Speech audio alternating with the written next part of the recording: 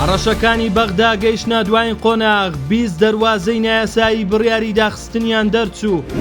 شاندێکی وەزارەتی دەرەوەی ئیسپانیا بۆ چەند پرسێکی گرنگ سەردانی دەستگای ستاندەر دەکات. سەرۆکی پەرلەمانی عێراق لەبارەی نرخی بنزین دوایین جاردا دەخاتە بەردەم حکوومەتی هەرێم. بەغدا هەڕەشەی داخستنی 20 دەروازەی نایاسایی کە کۆنتڕۆڵیان بەدەست حیزبەکانی هەرێمی کوردستانە دەکات و بۆ ئەم مەبەستەش لیژنەیەکی بە سەرۆکایەتی سەرۆکی دەستەی دەروازە سنووریەکانی عێراق پێکێناوە. عومەر وائیلی سەرۆکی دەستەی دەروازە سنووریەکانی عێراق ڕایگەیاند کە دەستەکەیان هەماهەنگی لەگەڵ لایەنی سووریا کردووە کە لای خۆیەوە تەواوی دەروازە نافەرمیەکانی داخستووە.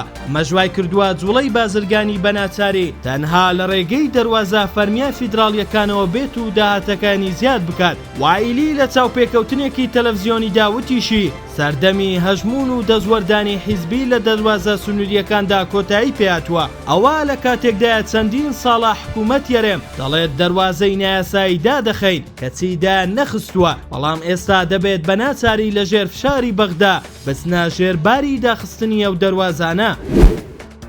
بۆ گفتوگۆکردن لەبارەی چەند پرسێکی گرنگ و هەستیاری هەرێمی کوردستان شاندێکی وەزارەتی دەرەوەی ئیسپانیا لە هەولێر سەردانی ئۆفیسی دەستگای ستاندەریان کرد. لە دیدارەکە کە ژمارەیەک لە کەسایەتی و چالاکوانی هەولێر بەشدار بوون. شاندەکە لەبارەی بارودۆخی کوردستان و پێگنەهێنانی حکوومەتی نوێ و ماترسیەکانی بەردەم قەوارەی هەرێمی کوردستان چەند پرسیارێکیان ئاراستەی دەستگای ستاندەر و باشداربوانی دیدارەکە کرد. ڕاشیانگەیان ئامانجیان لە سەردانەکە بۆ ئەوەیە شارەزایی زیاتر لەبارەی دۆخی هەرێمی کوردستان وەربگرن و سوپاسی دەستگای ستاندەریشیان کرد کە دیدارەکەی ڕێخست بوو. لای خۆیەوە مامۆستا مەسعود عەبدولخالق ڕایگەیاند دۆخی هەرێمی کوردستان بە قۆناغێکی هەستیاردا تێدەپەڕێت. پشتیوانی کۆمەڵگەی نێودەوڵەتی لە خەڵکی کوردستان و ڕێخستنەوەی حکومڕانی دەتوانێت کاریگەری باشی هەبێت لا بەرەو پێشبردننی هەرێمی کوردستان. لا کۆتاییدا شاندی وەزارەتی دەرەوەی ئیسپانیا جەختیان کردەوە کە بۆیان گرینگە بەم شێوەیە بەردەوام لەگەڵ دەستگای ستاندەر هەماهەنگیان هەبێت و ئاگاداری بیر و بۆچوونەکانیان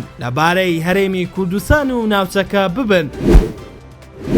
سەرۆکی پەرلەمانی عێراق بڕیاریدا وەزارەتی سامانە سروشتەکانی هەرێمی کوردستان بانکهێش بکات و بۆ هەرزانکردنی نرخی سوتەمەنی دوو بژاردەی بخاتە بەردەم. عومەر پێنجوێنی پەرلەمانتاری فراکسیۆنی یەکگرتو و ڕایگەیاند وێنێ شەو هەردوو فراکسیۆنی یەکگرتو و هەڵوێست سەردانی هەیبەت حەلبوسی سەرۆکی پەرلەمانی عێراقمان کرد. عومەر پێنجوێنی وتی لە دیدارەکەدا داوا لە سەرۆکی پەرلەمانمان کرد کە هەڵوێستێکی جددی و بەرپرسانە لەبارەی نرخی بنزین و سوتەمەنی لە هەرێمی کوردستان هەبێت چونکە نرخەکان بە شێوەیەکی زۆر بەرز بوونەتەوە و ئەمەش بووەتە کێشەیەکی قوڵ بۆ هاوڵاتیانی هەرێمی کوردستان.